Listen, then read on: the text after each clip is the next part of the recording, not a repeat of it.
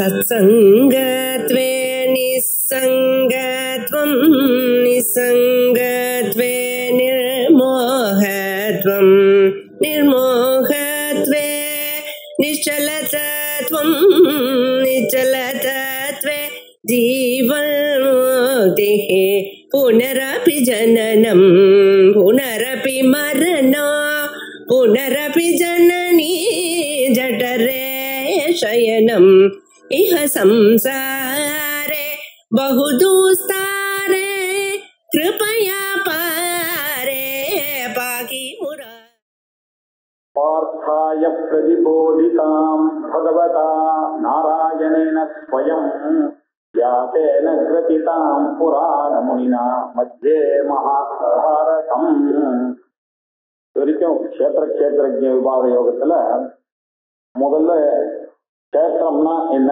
அப்படின்னு முதல்ல சொன்னார். முதல்ல ஆரம்பத்துல க்ஷேத்திரம்னா என்ன அப்படின்னாரு. சதத்ராணாத் க்ஷேத்திரம் அப்படின்னா நம்ம உடம்புல வெட்டுப்பட்டா எப்படி தன்னை தானே காப்பாற்றிக்கிறதோ அந்த உடம்பு, அதுக்கு இந்த உடம்புக்கு பேர் க்ஷேத்திரம் அப்படின்னாரு. இன்னொரு காரணம் கொடுத்தார், க்ஷயாத்து. இந்த உடம்பு ஒரு நாள் க்ஷயமாயிட்டே போறது, ஏஜ் ஆகிட்டே போறது, அதனால இதுக்கு பேர் க்ஷேத்திரம் அப்படின்னாரு. சரணாத்துன்னு இன்னொன்னு சொன்னாரு, பலம் குறைஞ்சிட்டே வருது, எல்லாம் சரமாயிட்டே இருக்கு, அதனால இது அழிந்து கொண்டே இருக்கிறதுனால இதுக்கு க்ஷேத்திரம்னு பேரு. இல்ல இது வயல், வயல் எப்படி அறுவடை இப்ப திருப்பி பீஜாவாப்பம் இப்படி வருதோ அப்படி கர்மாவை அனுபவித்து கொண்டே இருக்கிறதுனால வயல் மாதிரி இருக்கிறதுனால இந்த சரீரத்துக்கும் வயல் அப்படின்னு சொன்னார்.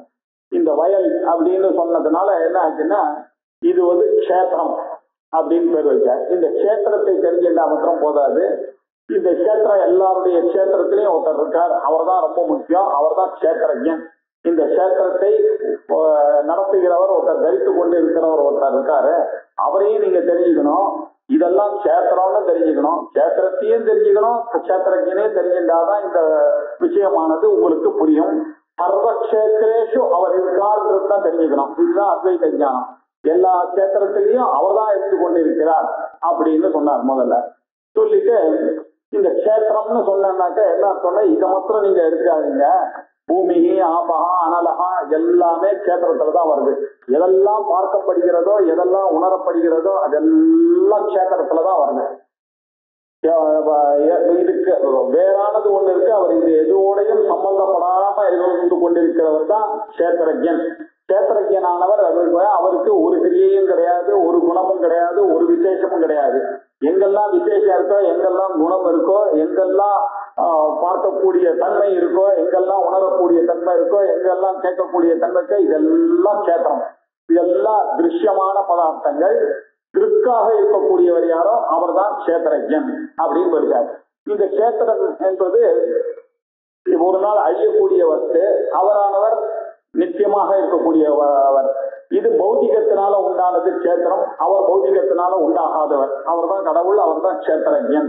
இது வரும் போகும் ஆகமா பாயி, அவர் வரது போறதெல்லாம் கிடையாது. இந்த க்ஷேத்திரத்துக்கு ஏதாவது ஒரு குணம் இருந்துட்டா இருக்கும், பெருசு சின்னது நல்லது கெட்டது உயரம் குட்டன்னு. ஆனா அவருக்கு இந்த குணங்கள்லாம் எதுவுமே கிடையாது, அவர் நிர்குணம். எல்லா விசேஷங்களும் இந்த இருக்கக்கூடிய திருஷ்யமா இருக்கக்கூடிய இந்த க்ஷேத்திரத்துக்கு தான் இருக்கு. க்ஷேத்திரஜனுக்கு எந்த விசேஷமும் கிடையாது, அவர் விசேஷமான பிரம்மம் அப்படின்னு சொல்லி இந்த நாலேஜ் ரொம்ப முக்கியம். இது ரெண்டுத்தையும் தெரிஞ்சுக்கணும் அப்படின்னு சொல்லிட்டு க்ஷேத்திரம்னா என்ன அப்படின்றதுக்காக அவர் என்ன சொன்னாரு, மகாபூதானி அகங்காரம் புத்தி மனசு இந்த குரூப்போட இருக்கக்கூடிய இந்த பிரகிருதியினுடைய குணங்கள் மாயனுடைய குணங்கள் இருக்கிறதெல்லாம் க்ஷேத்திரம் அப்படின்னு சொல்லிட்டு அதுக்கப்புறம் இப்ப க்ஷேத்திரஜனை சொல்லணும் அப்படின்றதுக்காக க்ஷேத்திரஜனை ஆரம்பிக்கணும். அதுக்கு முன்னாடி என்ன பண்ணாரு, அந்த க்ஷேத்திரஜனை அறியறதுக்கு முன்னாடி சில குவாலிபிகேஷன் தான் இருக்கு, அதெல்லாம் நீங்க வர வைக்கணும். அமானித்வம், அதம்பித்வம், அஹிம்சா, சாந்தி, ஆர்ஜவம், ஆச்சாரியோபாசனம், சௌச்சம், ஒரு தீவிர ஸ்திரமான ஒரு பாவம், இதுல ஆத்ம வினிகிரகா, இந்திரியார்த்தத்துல ஒரு வைராக்கியம், ஜென்மாவே ஒரு தோஷம்னு புரிஞ்சுக்கணும், மரணமே ஒரு தோஷம் புரிஞ்சுக்கணும், வயசாறுதுன்றது ஒரு தோஷம்னு புரிஞ்சுக்கணும், வியாதின்னு ஒரு தோஷம். இதெல்லாம் தோஷத்தை யார் பார்க்கறானோ அவனுக்கு தான் இந்த க்ஷேத்திரஜனானது புரியும். அது வரைக்கும் அவனுக்கு க்ஷேத்திரஜன் ஏதோ அந்த வார்த்தை புரிஞ்சதே தவிர நானா அது ஆகணும்னாக்க இந்த குவாலிபிகேஷன்லாம் வந்தாதான் அது வரும் அப்படின்றதுக்காக இது எல்லாத்தையும் ஒரு 20 குணங்கள் சொன்னார். 20 குணங்களையும் சொல்லி இவனுக்கு அட்டாச்மெண்ட் இருக்கக்கூடாது. எஸ்பெஷலி புத்திர தார கிரகாதிஷு, இந்த பொண்டாட்டி புள்ள கிரகம் இதுலாம் அட்டாச்மெண்ட் இருக்கிறவனுக்கு அந்த கஷேத்திரஜ்யம் புரியாது. அதனால இதுல இருக்கக்கூடிய அட்டாச்மெண்ட் எல்லாம் போய் யாருக்கு வைராக்கியம் வருகிறதோ அவனுக்கு தான் இந்த கஷேத்திரஜனானது புரியும் அப்படின்னு சொல்றதுக்காக இந்த விஷயங்களை எல்லாம் சொல்லி இது எல்லாத்துக்கும் ஞானம்னே பேர் கொடுத்தார். ஏன்னா ஞானத்துக்கு சாதனமாக இருக்கிறதுனால இதுக்கும் ஞானம்னே அவர் பேர் கொடுத்துட்டார். ஞானத்தை வர வைக்கிறதுக்கு இதெல்லாம் காரணம் தான். ஆனால் இது எப்படின்னா நம்ம விஷ சம்யுக்தமான அன்னத்தை விஷம்னே சொல்றது இல்லையா? விஷத்தை குடிச்சிட்டான்னா என்ன அர்த்தம்? விஷத்தை தனியா யாராவது குடிப்பாங்கன்னா அந்த அன்னத்தோட இருக்கக்கூடிய விஷத்தையும் நம்ம என்ன பண்றோம், அன்னம்னு சொல்லாம விஷம்னு சொல்ற மாதிரி இவர் என்ன பண்றாரு, இந்த ஞானத்தையும் ஞானம்னே வச்சிருக்காரு. ஏன்னா இந்த ஞானம் எல்லாம் இருந்தாதான் அந்த சேத்திரஜனை அவன் புரிஞ்சுக்க முடியும் அப்படின்னு சொல்லிட்டாரு. சொன்னாதான் தத்துவ ஞானமானது இவருக்கு கிடைக்கும் அப்படின்னு சொல்லி அவர் என்ன பண்ணிட்டாரு, நேயம் பிரவக்ஷாமி. இப்ப நான் சொல்றேன், நீங்க தெரிஞ்சுக்க வேண்டிய அந்த கஷேத்திரஜன் யாருன்றத இப்ப நான் சொல்றேன். இந்த கண்டிஷன்லாம் வந்துருச்சுன்னாதான் உங்களுக்கு புரியும். ஏன்னா யஜ்ஞாத்வா அமிர்தமஷ்ணுதே அப்படின்னாரு 12வது ஸ்லோகத்துல. நேயம் பிரவக்ஷாமி யஜ்ஞாத்வா அமிர்தமஷ்ணுதே அநாதிமத் பரம் பிரம்ம நசத் தன்னாசதுச்சதே அப்படின்னாரு. இதுதான் நீங்க தெரிஞ்சுக்க வேண்டிய கஷேத்திரஜனுடைய விஷயம். இததான் இப்ப உங்களுக்கு நான் விஸ்தாரமாக சொல்ல போறேன். ஏன் இப்ப சொல்ல போறீங்க, அது தெரிஞ்சுக்கிறதுக்கு ஏன் இவ்வளவு பீடிகை எல்லாம் போடுறீங்க, 20 குணங்கள்லாம் சொல்லி இதெல்லாம் இருக்குன்னாக்கா அதுவா, அது என்னன்னா யஜ்ஞாத்வா, எதை அறிஞ்சதுனால அமிர்தத்துவம் அஷ்ணதே, நீங்க அமரனாக திருப்பி இன்னொரு தடவை இந்த சரீர பிராப்தி இல்லாததாக கூடிய உங்களுக்கு ஒரு நிலை வரணும்னாக்க அது எவ்வளவு கஷ்டமான நிலை. அதெல்லாம் சம்பாதிக்கணும்னா அவ்வளவு ஈஸி இல்லை. இந்த ஜென்மாவை அந்த சான்ஸை விட்டுட்டீங்கன்னா திருப்பி புனரப்பி ஜனனம், புனரப்பி மரணம், புனரப்பி ஜனனி, ஜடரய சயனம், இன்னொரு அம்மாவுடைய வயிற்றுக்குள்ள போகும். அது போகாம இருக்கணும்னா இதெல்லாம் நீங்க பண்ணித்தான் ஆகணும். அமானித்துவம், அதம்பித்துவம், இந்த ஈகோ இந்த பொறாமை, காமம், குரோதம், லோபம், மோகம், மதம், மாத்தரியம் இதெல்லாம் இல்லாததான ஒரு நிலைமைக்கு நீங்க வரணும். வைராக்கியம் வரணும். உலகத்தில் இருக்கக்கூடிய பொருள்கள் எதுவுமே எனக்கு வேண்டான்ற ஒரு வைராக்கியம் எப்போ வருதோ அப்பதான் இந்த கஷேத்திரஜனானது நீங்க உங்களுக்காக தெரிஞ்சு வைப்பீங்க. இல்லைன்னாக்கா அது வெறும் ஒரு இன்டெலக்சுவலா அது ஞானம் இருக்கும், அவ்வளவுதான். ஆத்மான்னு ஒண்ணு இருக்கு, அது ரொம்ப பெருசுன்னு தான் போதும். நான் தான் ஆத்மான்னு தெரிஞ்சுக்கணும்னா அது என்னதாகணும்னா அந்த கன்விக்ஷன் வரணும். அந்த கன்விக்ஷன் வரணும்னா இதெல்லாம் கண்டிஷன். ஏன் இவ்வளவு கஷ்டப்பட்டு சொன்னேன், இதை அறிந்ததுனால நீங்க அமிர்தனாகவே ஆகிட போறேன், ஈஸ்வர பாவமே உங்களுக்கு வரப்போறது, ஞானியாகவே ஆக போகிறீர்கள். ஆகையினாலதான் இது இவ்வளவு கஷ்டப்பட்டு சொன்னேன். அப்படிப்பட்ட கஷேத்திரஜன் யாருன்னா அவர் தான் ஆதியற்றவர், அனாதிமத். அவர் ஆதி இல்லாதவர், அவர் பரம் பிரம்ம. அவர் தான் நிரதிசயமான தேசத்தா காலத்தா வஸ்துதா பரிச்சேதம் பண்ண முடியாத லிமிட் ஆகாதமான ஒரு அவர் தான் உங்களுடைய சரீரத்துல இருக்காருன்னு நீங்க தெரிஞ்சுக்கணும். அதுதான் நான் ஐயங்கிறது அதுதான் தெரிஞ்சுக்கணும். அது நான் சத்து நான் அசத்து. அது சத்தாக இருக்குமேனா இருக்குன்னு எப்ப தெரியும், புலன்களுக்கு எது தெரியறதோ அதைதான் நம்ம இருக்குன்னு நினைச்சிட்டு இருக்கோம். புலன்களுக்கு தெரியாத விஷயங்கள் இல்லன்னு நினைச்சிட்டு இருக்கோம். இது புலன்களுக்கு தெரியலன்றதுனால இல்லன்னு நீங்க சொல்ல முடியாது, புலன்களுக்கோ இது தெரியாது. இப்படி இருக்கிறதுனால இது சத்துன்னு சொல்ல முடியாது, அசத்துன்னு சொல்ல முடியாது அப்படின்னு சொல்லி நிறுத்தினார். இப்ப சொன்ன உடனே அடுத்தது ரெடியா பாயறதுக்கு காத்துட்டு இருக்காங்க எல்லாரும்.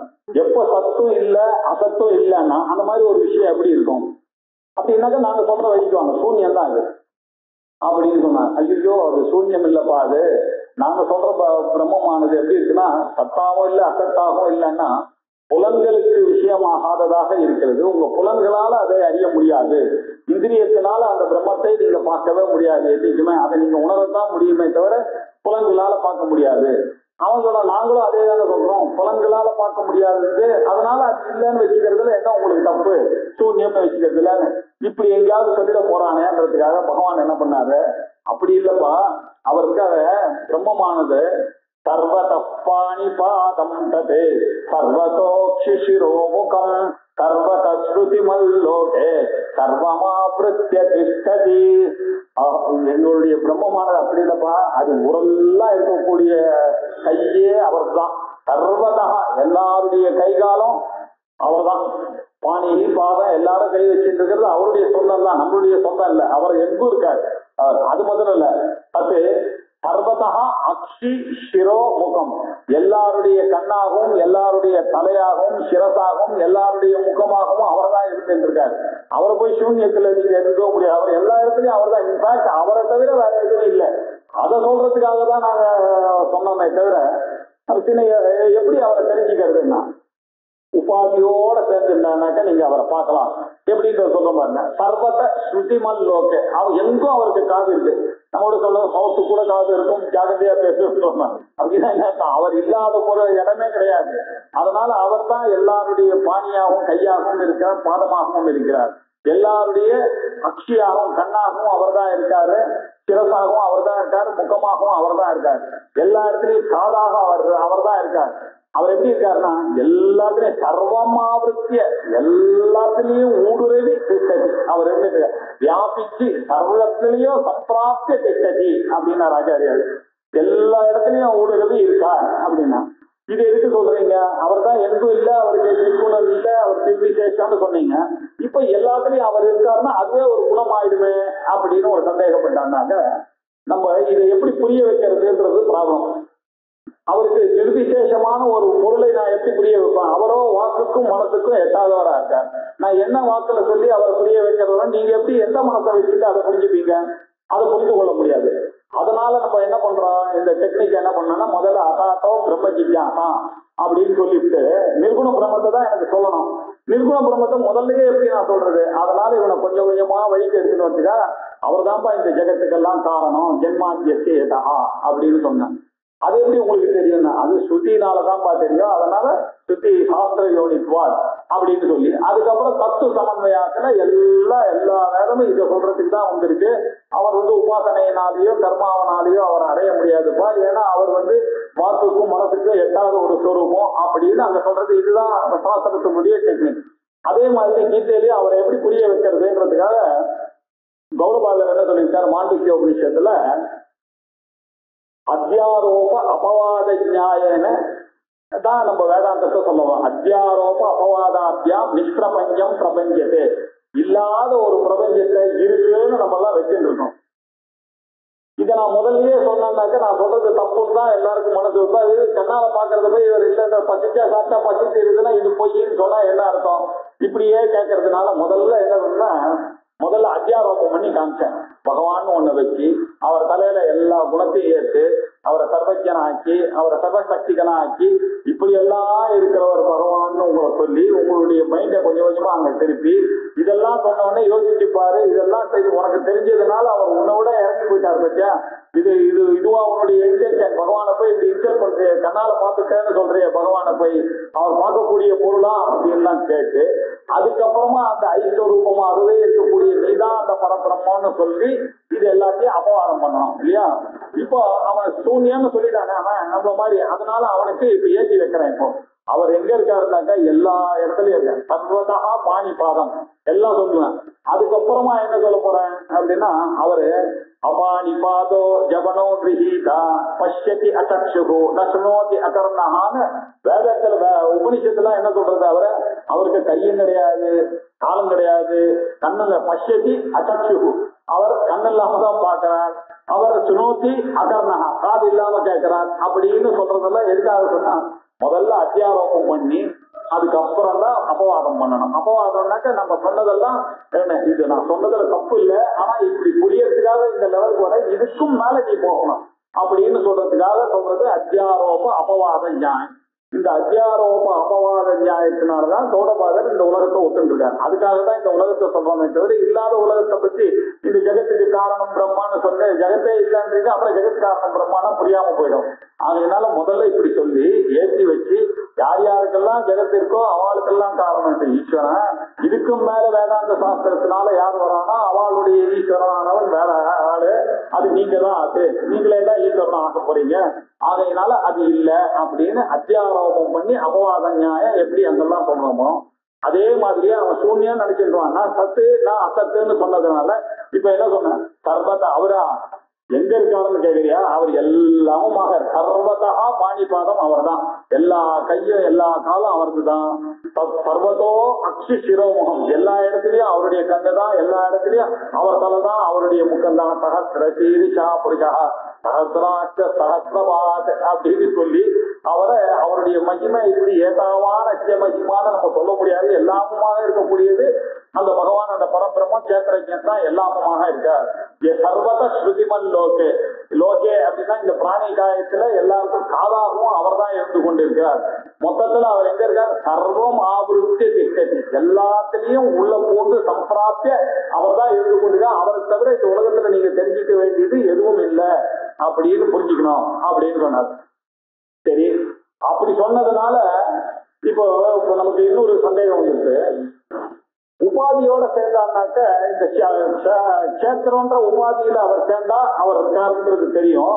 ஆனா உண்மையிலேயே இந்த சேத்திரம் தள்ள வேண்டிய சேத்திரம் தான், அவர் இருக்கான்னு புரியறதுக்கு இது யூஸ் பண்றது, அவ்வளவுதான். அந்த உபாதியினுடைய வேலை என்னன்னா அவர் இருக்கான்னு காமிக்கிறதுக்கு ஏதாவது ஒரு எக்ஸ்கியூஸ் வேணும். அந்த எக்ஸ்கியூஸ் தான் இந்த சரீரம். இது எப்படி எக்ஸாம்பிள்ல நம்ம பார்க்கணும்னா, ராகு கிரகம் கேது கிரகம் 2 கிரகம் இருக்கு. இது 2 கண்ணுக்கு தெரியுமா? இல்லவே இல்லை. அதுக்காக இல்லைன்னு சொல்ல முடியுமா? சாஸ்திரங்கள்ல இருக்குன்னு சொல்றது. எப்ப தெரியுதுன்னா, சந்திர கிரகணம் தண்ணிக்கு பாத்தீங்கன்னா அந்த சந்திரனானது குறையிறத நம்ம கண்ணால பாக்குறோம். அந்த சமயத்துல என்ன அர்த்தம் பாத்தியா, இது பிடிக்கிறது இல்லையா? அப்ப இந்த உபாதியோட, இந்த சந்திரன்ற உபாதியோடயோ சூரியன்ற உபாதியோட சேர்ந்ததுன்னாக்க அந்த ராகு கிரகமும் கேது கிரகமும் நமக்கு தெரியறது இல்லையோ. அதனால அது சேரும் போது தெரியும், அது இல்லாத இடத்துல தெரியாது. அதே மாதிரிதான் இந்த பகவான் உங்களுக்கு கண்ணுக்கு புலனாக மாட்டார். ஆனா அவர் இருக்காருன்றதை இந்த உபாதியை வச்சுட்டு நீங்க பாத்தீங்கன்னா அவர் இருக்கார். அவர் இருக்கிறதாலதான் இவனுடைய கண்ணு பாக்குறது, இவனுடைய காது கேட்கறது, இவனுடைய மூக்கு கேட்கறது. அப்படி இந்த உபாதியை வச்சுட்டு அவர் இருக்காருன்னு சொல்லணும்ன்றதுதான் இங்க இன்டென்ஷன். அது எப்படி இன்னொரு எக்ஸாம்பிள் பாத்தீங்கன்னா, இப்ப ஆகாசம் கண்ணுக்கு தெரியல, ஆனா நமக்கு என்ன பண்ண, நம்ம தண்ணி பிடிச்சு வைக்கிறோம் பாத்திரத்துல. அப்படின்னா அது உள்ள இடைவெளி இருக்கிறதுனாலதான் பிடிச்சு வைக்கிறீங்க. கண்ணுக்கு தெரியலன்றதுக்காக இல்லைன்ற அர்த்தம் இல்லை. உங்க கண்ணுக்கு தெரியல ஆனா இருக்கு, நீங்க தண்ணி பிடிச்சா அதுல இருக்க. ஆகாசம் இருக்கிறதுனாலதான் தண்ணி பிடிச்சிங்க. கனாகாசம்னா தெரியறது உங்களுக்கு. இவ்வளவு பெரிய ஆகாசம் எங்க இருக்குன்னா, இவ்வளவு பெரிய மரத்தை கட்டினா இது உள்ள இருக்கிறதுலாம் என் வீடுன்னு சொல்லி இந்த ஆகாசம் தெரியுது. இது இந்த ஸ்பேஸுக்குள்ள இருக்கிற வெற்றிடத்துல நான் போறேன் வரேன் அப்படின்றதுனால அதுல வெற்றிடம் இருக்கு. அதனால இந்த ஆகாசம் எப்படி கண்ணுக்கு தெரியலன்னா கூட அது ஒரு உபாதியோட சேர்ந்தா அது தெரியும். இங்க லைட் இருக்கு என்ன, இப்ப நான் கையை எடுத்தா கையை பாக்குறீங்க, ஆனா நீங்க யோசிச்சு பாருங்க புத்தினால இந்த கையை எடுத்தா கூட இதுக்கு நடுவில் லைட் இருக்கதானே இருக்கு. நம்ம லைட்டை பார்க்க தவறுறோம் இல்லையா? நீங்க கையை பாக்குறீங்க, கையோட கூட லைட்டும் இருக்கு, அந்த லைட்டை பார்க்க தவறிதான். அதுதான் இந்த உபாதி ஹெல்ப் பண்றது. இந்த கையை பார்க்கும் போதெல்லாம் உங்களுக்கு லைட் வரணும், இந்த உடம்ப பார்க்கும் போதெல்லாம் அவர் ஞாபகம் வரணும் அப்படின்னு சொல்றதுக்காக தான் சர்வம் ஆவருத்தி திட்டது. அவர் மறைச்சிட்டு எல்லாத்துலயும் இருக்காரு அவர். அப்படி நீங்க பார்த்தாதான் புரியும். இதுக்கு கிளாசிக் எக்ஸாம்பிள் என்ன சொன்னா, வெள்ளை புடவை கட்டிட்டு டான்ஸ் ஆடுறான் ஒரு பரதநாட்டியம். அதுல லைட்டை போடுறான், ரெட்டு லைட்டை போட்டு விடும்போது இவ சேப்பு புடவை கட்டிட்டு இருக்க மாதிரி தெரியுது. அதுக்கப்புறம் பச்சை நீல லைட்டு போட்டான்னா நீல லைட்ல ஆடுற மாதிரி தெரியுது. உண்மை என்ன, அவன் வெள்ளை ட்ரெஸ் தான் போட்டுட்டு இருக்கா. அந்த உபாதிக்கு ஏற்ற மாதிரி, அந்த லைட்டுக்கு ஏற்ற மாதிரி உங்களுடைய பிரமை ஏற்படுகிறது.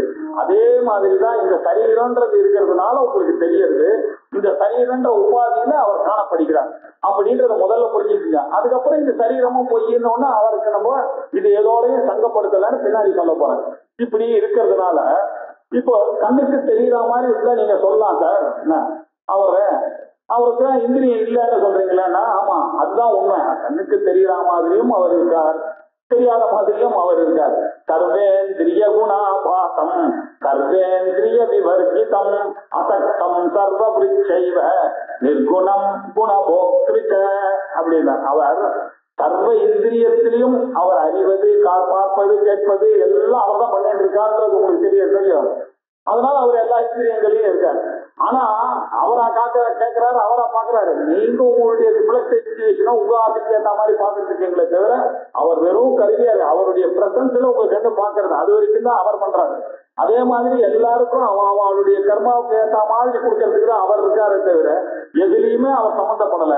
ஆனா எல்லா காரியமும் அவருடைய பிரசன்ஸ் தான் நடக்கிறது. எப்படி ஒரு பிரைம் மினிஸ்டர் வர்றாங்க, ரோடு போடுவான், எல்லாம் போடுவான், அந்த பொறி பவுடர் எல்லாம் போட்டுட்டு போவான், ரோடெல்லாம் பிளீச்சிங் பவுடர் எல்லாம் போடுவான்னாக்க அவருடைய பிரச்சனை அவரே போட மாட்டார். அவர் இருந்ததுன்னாக்க எல்லா வேலையும் நடக்கும். அவர் வராருன்னு சொன்னா, அந்த மாதிரி பகவான் வராருன்னு சொன்னா எல்லா வேலையும் நடக்கிறது.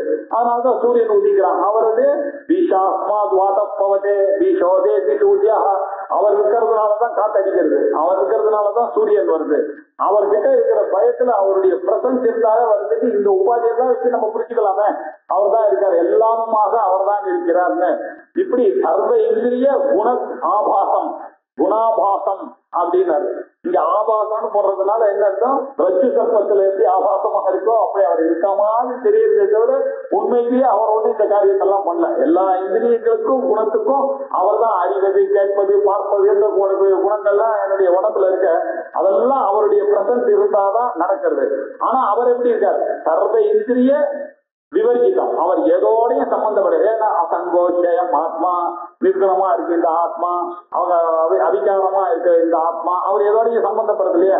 ஆனா சம்பந்தப்படுற மாதிரி உபாதியில தெரியற அவர் எப்படி இருக்காரு? அசக்தம், யாரோடையும் பற்றே கிடையாது அவருக்கு. அவர் பாட்டுக்கு இருப்பார். அவருடைய போஸ்ட் இந்த ராஜ்பவன் பிரசிடென்ட் மாதிரி இருக்கிற வரைக்கும் அவருக்கு சொந்தம் ராஷ்டிரபதி பவன். அப்புறம் அவருக்கு அதுக்கு சம்பந்தம் இல்லை. திருப்பி அவர் போனோம்னா அவரே பாஸ் வாங்கிட்டு தான் உள்ள போனோம். நீங்க அதே மாதிரி தான் இந்த ஆத்மாவும் இருக்கு, எதுலையும் சம்பந்தப்படலை. அது ஏதோ இப்ப லீஸ் பீரியட்ல அது இருக்கு, அவ்வளவுதான். இது அப்படி இருந்துட்டு இருக்கு. அவரே தான் சர்வப்படுத்து. ஆனா அவர் எப்படி இருக்காரு? எல்லாத்தையும் அவர் தான் பர்த்தாவா இருக்காரு, அவர் தான் தாங்கிட்டு இருக்காரு, எல்லாத்தையும் அவர் தான் தாங்கிட்டு இருக்காரு. ஆனா அவர் எதோடையும் ஒட்டல, ஆனா எல்லாத்தையும் அவர் தான் தாங்கிட்டு இருக்காரு. அவர் இல்லைன்னா கண்ணு வேலை செய்யாது, காது வேலை செய்யாது, மூக்கு வேலை செய்யாது. அப்படின்னா என்ன அர்த்தம்? இதெல்லாம் தெரிகிறது யாரு? அவர் தான் எனக்குள்ள இருந்துட்டு இருக்காரு. அப்படி அவர் எப்படி இருக்கார்? இது எதோடையும் சம்பந்தம், நிர்குணமாகவும் இருக்கார், குணபோக்துவாகவும் இருக்கார். இந்த குணத்துக்கெல்லாம் காரணமாகவும் அவர் தான் இருக்கார். தத்துவம், ரஜஸ், தமஸ் எல்லாம் அவரால் தான் வந்தது. மாயினோட சேர்ந்து அவரே தான் இந்த குணங்களை எல்லாம் ஏற்படுத்தினார். அவரே உண்மையா அவருடைய சொரூபம் என்ன? நிர்குணமாக இருக்கிறார். இப்படி புரிஞ்சுக்கணும் அந்த கஷேத்திரஜனை. அப்படின்றதுக்காக அத்தியாரோப அபவாத நியாயன்னு இப்ப சொல்லி தராரு. இப்ப உங்களுக்கு சர்வேந்திரிய குணாபாசம் அப்படின்னு பின்னாடியே சர்வேந்திரிய விவர்ஜிதம், அவர் எந்த இந்திரியத்திலையும் இல்லப்பா, அவர் அசக்தம் சர்வபுஜ, அவர் எதோடையும் சம்பந்தப்படுத்தல, ஆனா அவர் தான் எல்லாரையும் காப்பாற்றிட்டு இருக்கார். சர்வபுஜ் செய்வ நிர்குணம் குணபோத்ரிஜ, அவர் தான் நிர்குணமான பிரம்மம், அவர் தான் குணத்தோட இருக்கக்கூடிய பிரம்மமாகவும் அவர் தான் இருக்கார். இப்படி புரிஞ்சுக்கணும் அவரை அப்படின்றது. ஏன்னா அதுக்காக தான் முதல்ல இந்த கண்டிஷன்லாம் சொன்ன, அமானித்தம் மதம்பித்தம் எல்லாம் வந்ததுன்னாதான் மைண்ட் செட் ஆகும். இவனுக்கு ஆத்மா கஹன ஸ்தூல சூக்ஷ்ம காரண சரீரா ஜெதிரிக்கா பஞ்சகோஷ அஜீதா இதெல்லாம் சொன்ன உடனே வந்தாதான் இதெல்லாம் புரியும் அவனுக்கு. இல்லைன்னா இவ்வளவு விஷயங்களை புரியாது. அப்படின்றதுக்காக முதல்ல அத்தியாரோபம் பண்ணி அதுக்கப்புறம் தான் அபவாதம் பண்ணணும் அப்படின்றத பண்ணிட்டு இருக்காரு. அது மாத்திரம் இல்ல, அவர் எப்படி இருக்காரு? மேலும் அந்த சேத்திரஜன் எப்படி இருக்கான் பாருங்க. பகிரந்தஸ்ய பூதானாம் அச்சரம் சரமேவச சூக்ஷ்மத்வாத் தத் அவிஜ்ஞேயம் தூரஸ்தம் சாந்திகே தத். பகிஹி அந்தஸ்ய, அவர் வெளியிலையும் இருக்கார், உள்ளேயும் இருக்கார். அவர் என்ன அந்தர் பகிஷ்ட தத் சர்வம் வியாபிய நாராயண ஸ்திதா அப்படின்னு சொல்லும் போது நம்ம ஒரு சந்தேகம், உள்ளேயும் இருக்கார் வெளியிலையும், எதுக்குள்ள வேணாலும் நீங்க நினைச்சுக்கலாம், எதுக்கு வெளியில வேணாலும் நினைச்சுக்கலாம். இங்க நம்மளுடைய டாபிக் என்ன? கஷேத்திரம், கஷேத்திரஜ விபாகம். ஆனால் you restrict to your body. இந்த பாடி உள்ள இருக்கார். பகிஹி அப்படின்னாக்க தேகம் ஆத்மேன அவித்யா கல்பிதம் அபேட்ச சமேவ அவசியத்துவா பகிஹி உச்சது. இந்த தோல் பரியந்தம், தொக்கு பரியந்தம் அவர் தான் இருக்கார், இதுக்கு வெளியிலேயும் அவர் தான் இருக்கார். இப்படி புரிஞ்சுக்கலாம் நம்ம. இதுக்குள்ளேயும் அவர் தான் இருக்கார், இதுக்கு வெளியிலேயும் அவர் தான். பகிஹி அந்தஸ்ய பூதானம், எல்லா எறும்புல இருந்து ஈல இருந்து எல்லாருடைய மனுஷர்கள்ல இருந்து தேவர்கள்ல இருந்து எல்லாருடைய உடம்புலையும் அவர் உள்ளேயும் இருக்கிறார், வெளியிலையும் இல்லை. அந்த பகிஷ்ட ரெண்டு பக்கமும் அவர் தான் இருக்கார். அப்புறம் அச்சரம், அப்ப நடுவுல என்ன ஆச்சு? நடுவுல நான் மூலம் பண்றேன், சரமாவும் அவர் தான் இருக்காரு. நீங்க தூங்கும் போது அச்சரமா இருக்க அசையாத நிலையிலையும் அவர் தான் உங்கள்கிட்ட அவர் இருந்தார். சரம் அச்சரம் சரமே வச்ச பொருள்களா புரிஞ்சுக்கிறது ஒரு விஷயம், அது ஒரு பக்கமா புரிஞ்சுட்டாங்க. சரம்னாக்க அசையக்கூடிய பொருள்கள்லயும் அவர் தான் இருக்கார், அசையாத பொருள்கள்லயும் அவரா இருக்கார். இங்க பாடியை வச்சு நம்ம சொல்றதுன்னா சரமாகவும் அச்சரமாகவும் இருக்க நானாகவும் அவர் தான் இருக்கார். அவர் பகிரும் அவர் தான் இருக்கார், உள்ளேயும் அவர் தான் இருக்கார். பின்ன ஏன் சார் அப்போ எனக்கு தெரிய மாட்டேன்றார் அவரு அப்படின்னாக்க, அவர் ரொம்ப சூக்ஷ்மத்வா, ரொம்ப சூக்ஷ்ம, கண்ணுக்கு தெரியாதவர் ஆச்சு. அவரை நீங்க உணரதான் முடியுமே தவிர அவரை நீங்க கண்ணாலேயோ காதாலேயோ நீங்க பார்க்க முடியாது. புத்தியினுடைய சக்தியினால ஓரளவு டெஸ்ட் தான் பண்ண முடியும் அவரை. ஏன்னா அவர் ரொம்ப சூக்ஷ்மமாக இருக்க கிடையாது. அவர் ஆகாசம் மாதிரி யோமவத்து சூக்ஷ்மம் அவர் அப்படின்னு ஆச்சாரியார். ஆகாசமானது எப்படி கண்ணுக்கு தெரியல ஆனா இருக்கோ அதே மாதிரிதான் அவர் இருக்காரு. இருக்கு ஆனா உங்களுக்கு கண்ணுக்கு தெரிய மாட்டார். அவர் சூக்ஷ்மத்வாது தத்து அவிஜயம். அதனால அவர் உங்களுக்கு தெரியவே இல்லை. அவர் எங்க இருக்காரு? தூரஸ்தம். இந்த அறிவியலிகளுக்கெல்லாம் அவர் ரொம்ப தூரத்துல இருக்கார். பகவான் எங்க மேல பாக்குறான். அவன் எங்க இருக்காரு பார்த்தா இங்க இருக்காரு. அவனை போய் கேட்டா, சின்ன பசங்களை போய் கேட்டாட்டாக்கா எங்க பகவான் இருக்க மேல ஒருத்தன் பார்த்துட்டு இருக்கான் அப்படின்றார். இந்த மாதிரி அறிவில்லாதவர்களுக்கு அவர் தூரத்தமா இருக்காரு. ஞானிக்கு எங்க இருக்காரு? அந்திகேச்ச அவர் உள்ளத்துல இருக்கார். அது இதுல ததேஜதி தன்னைஜதி தூரே தத்வந்திகே தத் அந்தரஸ்ய சர்வஸ்ய தது சர்வஸ்ய பாஷ்யதா அப்படின்ற ஈசாவாசியத்துடைய உபனிஷத்தை அப்படியே ஸ்லோக ரூபத்துல அவங்க சொன்னார். அங்க எவ்வளவு கஷ்டப்பட்டு அதை ஆச்சாரியாருக்கு நம்ம புரிஞ்சுட்டோமா? அதை சிம்பிளா பகிரந்த பூதானாம் அஜரம் சரமேவச்ச சூக்ஷ்மத்வா ததவிஜயம். அந்த சூக்ஷ்மத்வா ததவிஜயம்ன்றது அங்க சொல்லல உபனிஷத்துல. அது நம்மளுடைய வேதம் அப்படியெல்லாம் படிக்காத அப்படியெல்லாம் படிக்க நீங்க தான் அதை புரிஞ்சுக்கணும். அது இவர் கருணையோட பரமாத்மா என்ன பண்ணாரு? கிருஷ்ண பரமாத்மா ஐயோ இந்த உபனிஷத்து ரொம்ப முக்கியமான மந்திரமாச்சு, இவருக்கு தெரியாம போயிடக்கூடாதுன்றதுக்காக அதை புரிய சூக்ஷ்மமாக இருக்கிறதுனால அவர் தெரியாம இருக்காருப்பா. அவர் தான் தூரமாகவும் இருக்கார், அவர் தான் கிட்டமா இருக்கார். யாருக்கு? அஜ்ஞானிகளுக்கு அவர் ரொம்ப தூரத்துல இருக்கார், ஞானிகளுக்கு ரொம்ப பக்கத்துல, வேதாந்திகளுக்கு அவர் அந்திகேச்ச தத்து அப்படின்னு சொன்னாரு. அவரை நீங்க வெளியில தேடினீங்கன்னா கிடைக்கவே கிடைக்காது. அவர் உள்ளதானே இருக்காரு. அவர் எத்தனை கோடி கர்ம கோடி சதேனாப்பி அப்படின்னாரு வேச்சுடாம இல்ல. நீங்க 1000 கோடி கர்மா பண்ணாலும் அவரை நீங்க கண்டுபிடிக்க முடியாது. ஏன்னா அவர் உள்ள இருக்க பண்றவனாதானே அவர் இருக்காரு. அவரை நீங்க பண்ணி வெளியில இருக்க தர இன்னும் கொஞ்சம் உங்களுடைய அஜ்ஞானம் பெருசாகுமா தெரியாது. ஏன்னா அவர் உள்ளுக்குள்ள இருக்கார், ஐயா இருக்கார் அப்படின்னு சொல்றாரு. தூரஸ்தம் அந்திகேச்ச. அதே மாதிரி முண்டக்கோப்படி தூராத்து தூரே தந்திகேச்ச அப்படின்னு நீங்க தூரம் நினைச்சா ரொம்ப தூரத்துல இருக்காரு. அவர் கிட்ட நினைச்சானுங்க ஊஞ்சல் மாதிரி அப்படி போறாரு. அப்படி போனா ரொம்ப தூரத்துல இருக்காரு. வேதாந்தம் படிக்கிறோம் ரொம்ப கிட்ட வந்துட்டாரு. அப்படிதான் இருக்காரு அவர். தூராத்து தூரே அப்படின்னாரு. அதுக்கு ஒரு சாதாரண ஒரு வேடிக்கைக்கு ஒரு கதை சொல்ற வழக்கம் ஒண்ணு சொல்லியிருக்கேன் ஏற்கனவே. அந்த இது வரும்போது அந்த ஒரு பையனை பொண்ணு பார்க்க போனாலும் அந்த பொண்ணு இருக்கிறதுலயே யார் வசதியோ அவனதான் கல்யாணம் பண்ணிப்பான் அப்படின்னு ஒரு பிரதிகையோட இருக்காது. ஒரு சாதாரண பையன் பார்க்கறதுக்கு வந்தா இந்த பொண்ணு அந்த பையன் தான் வேண்டாம், எனக்கு யார் உலகத்திலேயே சீப்பெஸ்டோ அவனை தான் நான் கல்யாணம் பண்ணிப்பேன், அதனால இந்த பையனை பண்ணிக்க மாட்டேன்னு ரிஜெக்ட் பண்ணிடுச்சு.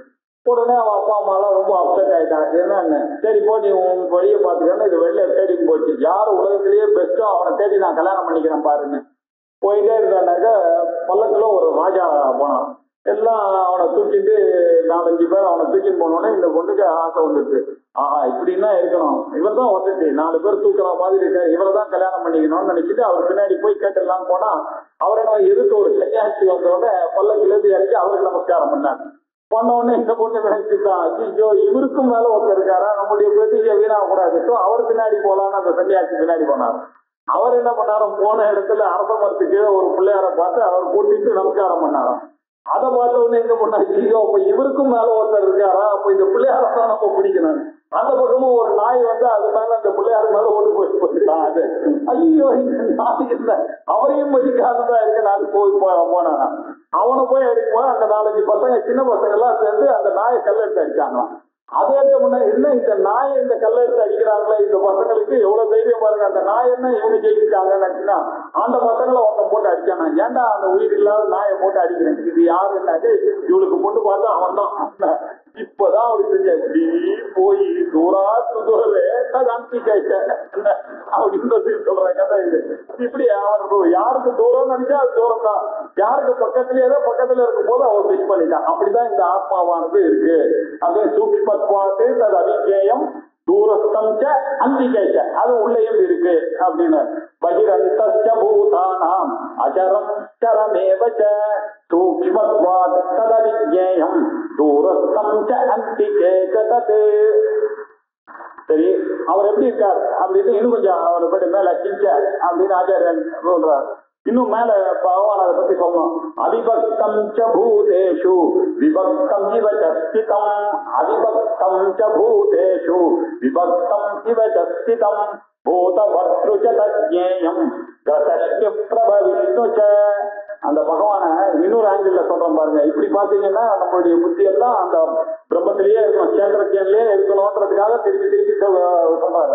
ஏன்னா வேதாந்த சிந்தனையிலேயே இருக்கணும்ன்றதுக்காக மேல மேல அதை பத்தியே சொல்லிட்டு இருக்காரு. வேற வேற ஆங்கிள் சொல்லிட்டு இருக்காரு அந்த பிரம்மத்தை. அவர் அவிபக்தம் அப்படின்னா, விபக்தம்னாக்க பார்க்க நம்ம விபாக் அப்படின்னு நம்ம சொல்றோம்ல, இது பினான்ஸ் விபாக், அது வந்து அட்மினிஸ்ட்ரேஷன் விபாக் அப்படின்னா பிரிக்கிறது. இவர் அவிபக்தம், இவர் பிளவுபடாதவன் இருக்கார். இப்படி எல்லாம் பிரிக்க முடியாதவரா இருக்கார். எல்லா பூதங்கள்லயும் அவர் இருக்கார், பிளவுபடாம அவர் இருக்காரு. அப்படின்னா ஆகாசம் எப்படி பிளவுபடாம எல்லாத்துலயும் வியாபிச்சிருக்கோம், ஆகாசத்தை யாராவது தடுக்க முடியுமா? பிளவுபடுமா? அது பாட்டு எல்லாம் இருக்கு, அந்த ஆகாசத்துலதான் இருக்கு. அதனால ஆகாசம் பிளவுபடுறதே கிடையாது. அந்த மாதிரிதான் அந்த ஆத்மாவும் பிளவுபடாத ஆத்மா. ஆனா எப்படி இருக்குன்னா ஒவ்வொருத்தருக்கிட்டையும் தனித்தனியா இருக்காமே தெரியுது. விபக்தம் இவ அவிபக்தமா இருக்கக்கூடிய ஆகாசமானது இதுக்குள்ள பார்த்தீங்கன்னா என்ன சொல்றேன், இந்த பெஞ்சுக்குள்ள இருக்கக்கூடிய இடைவெளி, இதுக்குள்ள இந்த பாட்டில் எடுத்துன்னு வந்து வைக்கிறதுக்கு இது இடம் கொடுக்கறது. கடத்துக்குள்ள இருக்க மாதிரி இருக்கு, டம்ளருக்குள்ள இருக்க மாதிரி இருக்கு, மடத்துக்குள்ள இருக்க மாதிரி இருக்கு, வெளியில ஒரு ஊருக்குள்ள இருக்க மாதிரி இருக்கு. அதே மாதிரி தான் பகவானும் அவிபக்தமாக இருந்தாலும் அந்தந்த உபாதியோட சேர்ந்து பார்க்கும்போது விபக்தமிவ அவர் உள்ளுக்குள்ள இருக்க மாதிரி தெரியுது உங்களுக்கு. ஆனால்தான் எங்கிட்டயும் இருக்கார், அவர்கிட்டயே இருக்கார் அப்படின்னு நம்ம சொல்லிட்டு இருக்கோம்.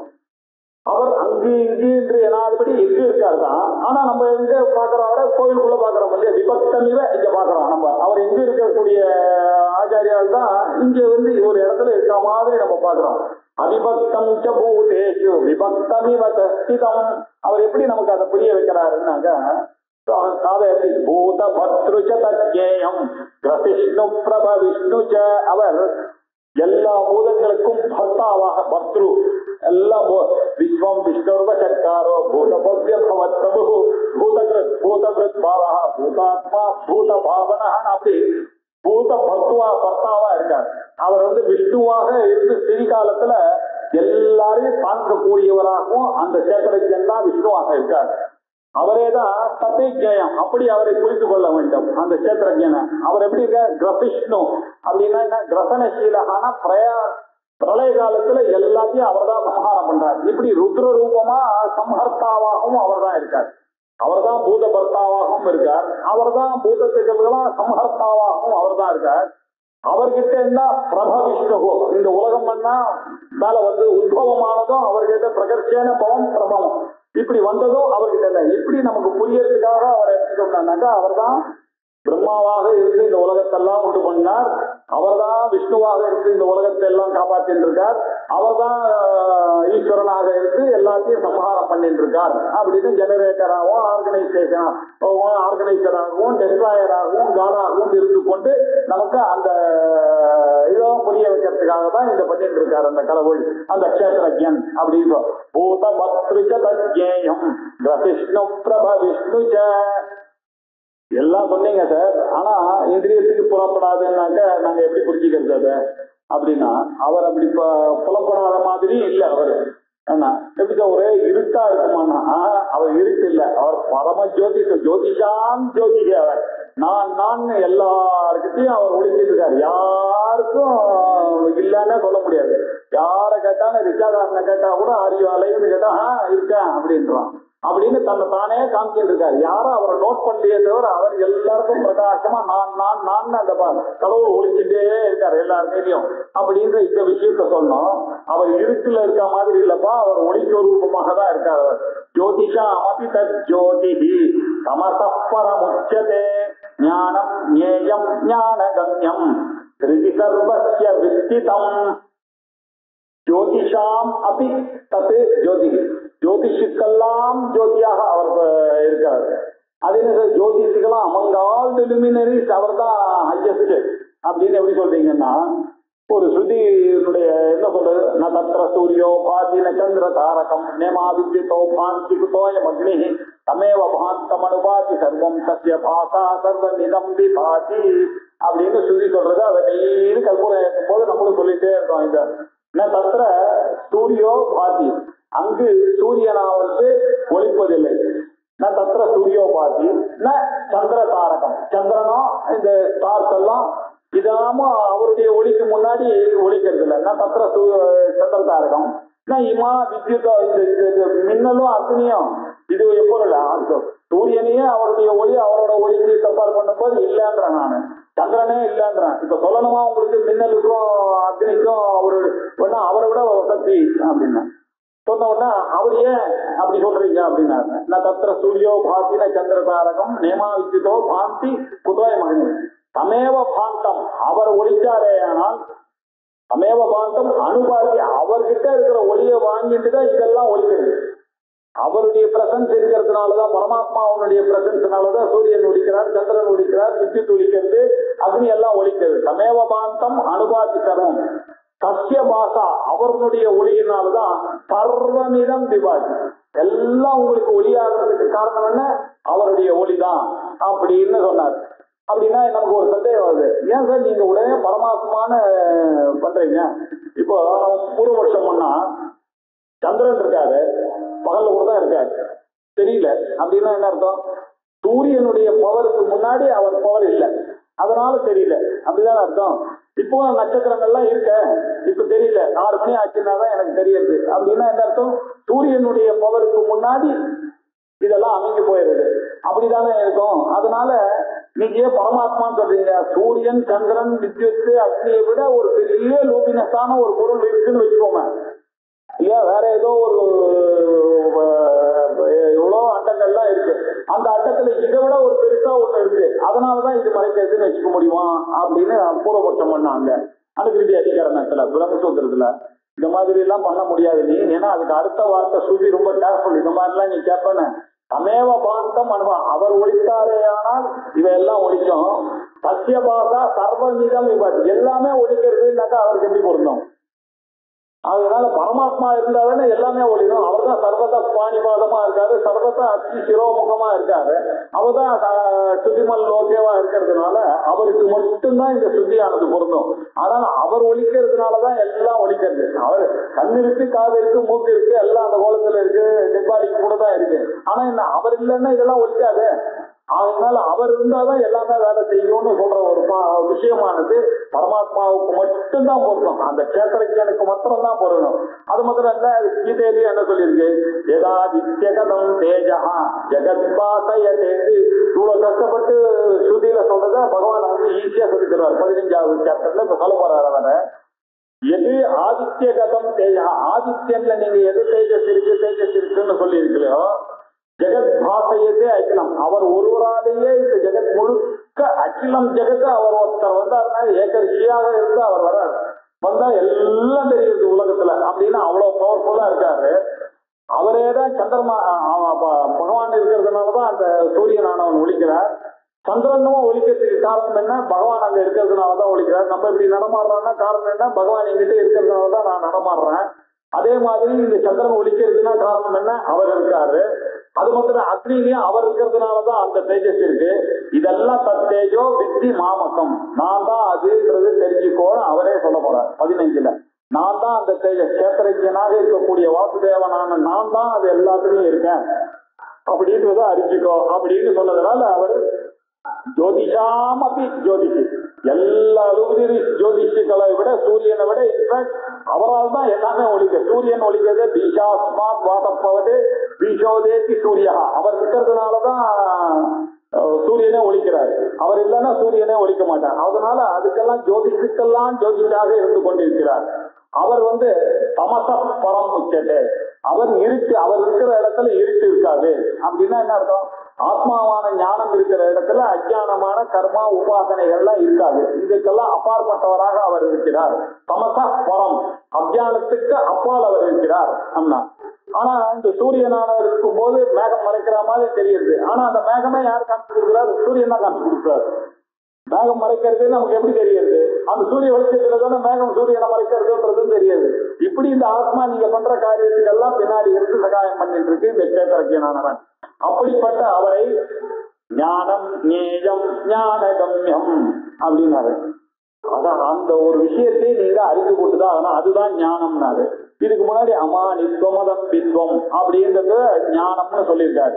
இந்த 20 குணங்களோட இருக்கக்கூடிய அந்த ஞானத்தை நீங்க அறிஞ்சாதான் அவரை அறிய முடியும்ன்றதுக்காக அந்த ஞானத்தை சொன்னேன் நானு. அதுக்கப்புறம் என்ன சொன்னேன்? ஞேயம் யத்ர வக்ஷ்யாமி யஜ்ஞாத்வா அமிர்தம் அஷ்ணுதே அப்படின்னு சொன்னாரு.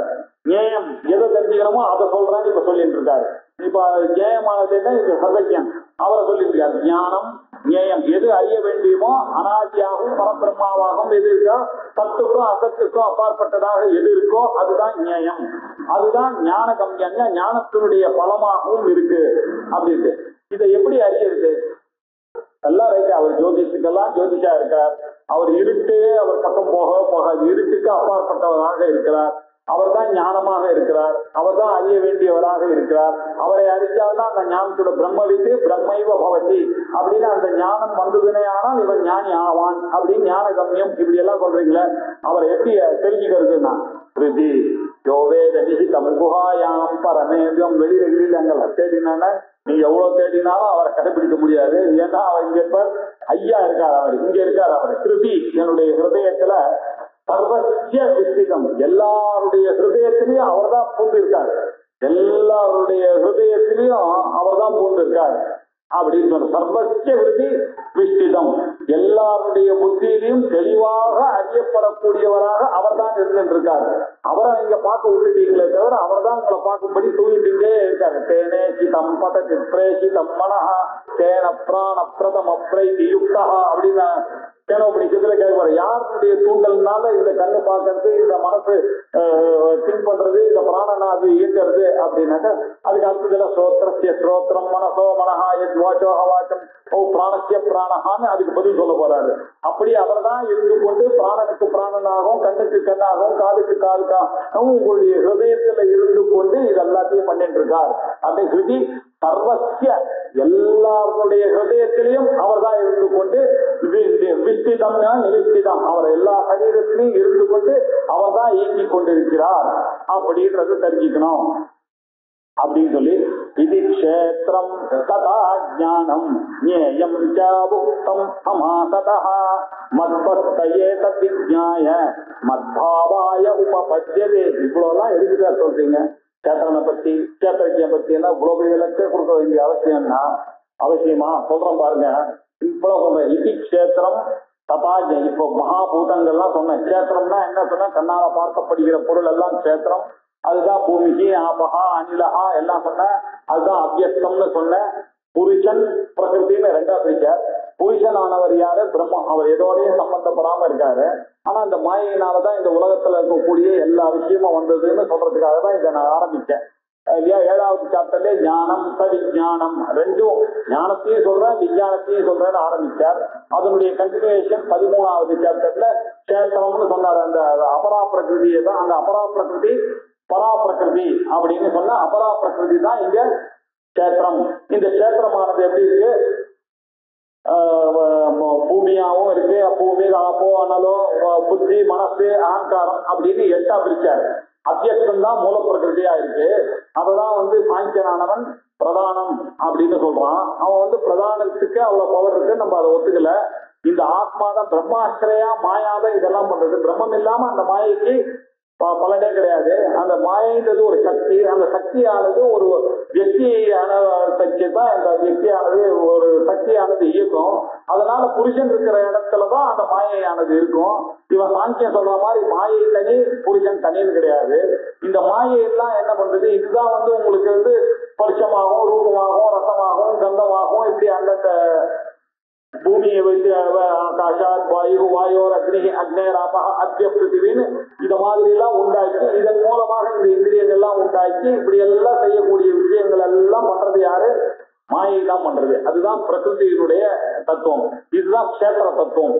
இதுக்கெல்லாம் அப்பாற்பட்டதாக இதோட சம்பந்தப்படாம யார் இருந்து கொண்டிருக்கிறாரோ அவர் க்ஷேத்திரஜன் அப்படின்னு சொல்றதுக்கு சாங்கியம் என்ன பண்ண 24 தத்துவமாக இதை புரிஞ்சான். இப்ப ஏன் இதை சொல்றேன்னா, இதுக்கு அடுத்து புருஷம் பிரகிருதி வரப்போகுது. இதுக்கு அடுத்த ஸ்லோகத்துல அது சொல்றது இதை புரிஞ்சுட்டாதான் அதை புரிஞ்சுக்க முடியும். பிரகிருதி அவன் என்ன பண்ணிட்டான்னா, இந்த பிரகிருதியை 8ஆ பிரிச்சான். அத்தியக்ஷம் மகத்து அகங்காரம் சப்தம் ஸ்பரிஷம் ரூபம் ரசம் கந்தம் அப்படின்னு இது எல்லாத்தையும் சேர்த்து இந்த 8 மூல பிரகிருதி அப்படின்னு சொன்னான். மூல பிரகிருதி அப்படின்னாக்க மாயை, நம்ம சொல்ற மாயை இந்த மூல பிரகிருதி தான் பிரதானம் அப்படின்னு சொன்னான். அவன் அபியக்தம்னாக்க அபியக்தத்துல இருந்து மகத்தானது உண்டாச்சு, மகத்துல இருந்து அகங்காரம் உண்டாச்சு, அகங்காரத்துல இருந்து இந்த சப்தம் ஸ்பரிசம் ரூபம் ரசம் கந்தம் எல்லாம் உண்டாச்சு. அது எப்படி உண்டாச்சுன்னாக்க அதனுடைய அன்மானிஃபெஸ்ட் ரூபம் வரைக்கும் உண்டாச்சு. அதுக்கு மேலதான் இந்த விகாரங்கள்லாம் உண்டாச்சு. அதுக்கு மேலதான் பஞ்ச ஞானேந்திரியங்கள் பஞ்ச கர்மேந்திரியங்கள் அந்த புத்தி மனசு இதெல்லாம் உண்டாச்சு. இப்படி 24 தத்துவங்கள் எல்லாமே பிரகிருதியினுடைய குணங்கள் தான். அதுல 8 மூல பிரகிருதி, அதனுடைய விகாரங்கள் மிச்சம் இருக்கக்கூடிய 16 தத்துவங்கள் அப்படின்னு சொல்லி இதுக்கு சம்பந்தப்படாம இருக்கக்கூடியவர் புருஷன் அப்படின்னு அவன் சொன்னான். அவன் சொன்னதுல ஒரே ஒரு தத்துவம் என்ன பண்ணிட்டான்னாக்க இதெல்லாம் கரெக்டா நமக்கு ஏற்ற மாதிரி சொன்னா நம்மளும் இது எல்லாத்தையும் ஒத்துக்கிறோம். ஆனா அந்த புருஷன் எதோடையும் சம்பந்தம் இல்ல, இந்த பிரதானத்துக்கு இந்த உலகத்தை சிருஷ்டி பண்ணக்கூடிய அளவுக்கு பவர் இருக்கு அப்படின்னு சொன்னான்.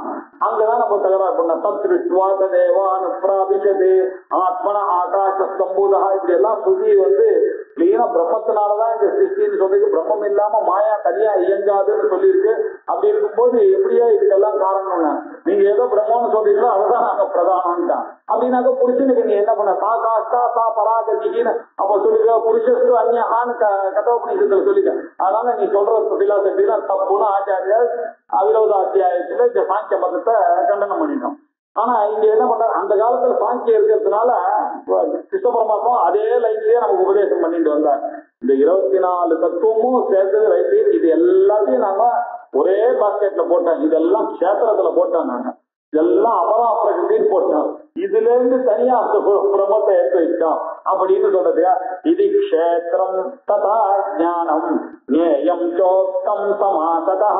இப்படி கஷேத்திரத்தை பத்தி கிளியரா உனக்கு சொல்லியாச்சு. இதெல்லாம் தான் கஷேத்திரம். எதெல்லாம் பார்க்கப்படுகிறதோ, எதெல்லாம் மாறுகிறதோ, எதெல்லாம் பௌதிகமோ, எதெல்லாம் வந்து போகிறதோ அதெல்லாம் அபரா பிரகிருதி, அதெல்லாம் கேட்டோம். எது இதுக்கெல்லாம் காரணமா இருக்கோ, எதுக்கு குணம் இல்லையோ, எதுக்கு விசேஷம் இல்லையோ, இது கூட எதுவுமே சம்பந்தப்படாம எது இருக்கோ அது கஷேத்திரம், அதுதான் ஞேயம்னு சொல்லிட்டேன். இது கஷேத்திரமும் சொல்லிட்டேன், அதான் அதே மாதிரியே ஞானம் ஞேயம் ரெண்டுத்தையும் நான் சொல்லிட்டேன். அதை வந்து அவன் ஞானியாவான்ற இந்த விஷயத்தையும் இது வரைக்கும் சொல்லிட்டேன். எப்படி சொன்னா சமாசத்தா பிரீஃபா சொல்லிட்டேன் உங்களுக்கு எல்லாம் சொன்னதுனால. இப்ப என்ன இதுல இருந்து நீங்க தெரிஞ்சுக்கணும், மத்பக்தயே தத்விஜ்ஞாய, என்னுடைய பக்தனாக இருந்து கொண்டு நீங்க பரமாத்மாவே சரணம்னு நினைச்சிட்டு இதை விஜ்ஞாய இதை அறிந்த பிறகு என்ன ஆவீங்கன்னா மத்பாவ உபபத்யதே, என்னையே நீங்க நானாவே ஆயிட போறீங்க. அப்படி அதுக்காக தான் இவ்வளவு பிரயத்தனம் பண்ண. இவ்வளவு கேத்திரக்கிய விபாகத்தை நீங்க அறிந்தீங்கன்னா என்ன பிரயோஜனம், நீங்க நானா ஆயிடுவீங்க, அதுதான் பிராணம். அதனால இங்க மத் பக்தஹா அப்படின்னா ஆச்சாரியர் மத் பக்தஹானா என்னுடைய பக்தன்னாக்க ஏதோ துவைத்தத்துல சொல்ற மாதிரி இருக்கு அப்படின்றதுனால ஆச்சாரியார் எப்படி பாக்கியம் பண்ணிட்டார். அதுக்கு மத் பக்தஹானா பகவான் ஸ்வயமேவ பகவான் வாசுதேவஹான்னு யார் நினைக்கிறானோ அவன் தான் பக்தன். சொஸ்வரூப அனுசந்தானம் ஏவ பக்தி நித்தியபிஜீயத்தை, அதான் நம்மளுடைய பக்திக்கு டெபினிஷன். இப்படி யார் தன்னையே பகவான் யார் நினைக்கிறானோ அவன் தான் என்னுடைய பக்தன். இப்படி யார் பக்தனாக இருக்கிறானோ, டோட்டலா சரண்டர் பண்ணி நானே பரமாத்மான்னு யார் நினைக்கிறானோ மத்பக்தா ஏதத் விஜ்ஞாய, இந்த கேத்திரக்கிய விஷயத்தை அறிந்த பிறகு அவன் மத்பாவாய என்னையே அடைவதற்காக உபபத்யதே, அவன் மோட்சம் கிடைச்சது, அவனுக்கு பரமாத்ம பாவமே அவனுக்கு கிடைக்கிறது, மோட்சத்தையே கிடைக்கிறான். அதனால இந்த கேத்திரக்கிய விபாகத்தினுடைய சாராம்சம் என்ன அப்படின்னாக்க ஈஸ்வரனாகவே ஆகக்கூடிய பரமாத்மாகவே ஆகக்கூடிய ஒரு விஞ்ஞானம் எதுவோ அதான் கேத்திரக்கிய விஞ்ஞானம். இந்த கேத்திரக்கியனை மாத்திரம் சொன்னா போதும். ஆனா கேத்திரம் புரியலன்னா கேத்திரக்கியனை நான் சொல்ல முடியாது. இதை புரிய வைக்கணும்னா நான் எது நிற்கணும் நிர்விசேஷம்னு சொன்னா ஒண்ணுமே சர்ஃபேஸ்ல ஒண்ணுமே புரியாம போயிடுவேன். அதனால முதல்ல கேத்திரத்தெல்லாம் சொல்லி இத மாதிரி எதெல்லாம் உங்களுடைய அறிவுக்கு விஷயமாக ஆகிறதோ அதெல்லாம் கேத்திரம். எது அந்த அறிவுக்கு விஷயமாக ஐயின்னு இருக்கோ அது, அந்த ஐயி விஷயம் ஆயிடுச்சுன்னா அது இதுவாயிடும். ஆகையினால அந்த ஐயா இருக்கக்கூடியது யாரோ அதுதான் நானு, அதுதான் பகவான், அதுதான் வாசுதேவகா அப்படின்ற அதை யாரு தெரிஞ்சுக்கிறானோ அவன் தான் என்னுடைய பக்தன். இப்படிப்பட்ட மத் பக்தா இந்த கேத்திரக்கிய விஷயத்தை விஜ்ஞாய, இந்த இதுவரைக்கும் சொல்லிக் கொண்டு சமயக் தர்சனத்தை யார் ஒருத்தன் அறிகிறானோ அவன் மத் பாவாய என்னுடைய பாவத்தையே அடைய, மத் பாவகா என்னையே என்னாவே மாறுகிறான் அவன். நானாகவே அவன் மாறுகிறான். இதுக்கு பேர் என்ன அர்த்தம்? பரமாத்ம பாவா தஸ்மை. அப்படிப்பட்ட அவனுக்கு மத்பாவாய உபபத்தியது. எது உபபத்தியது?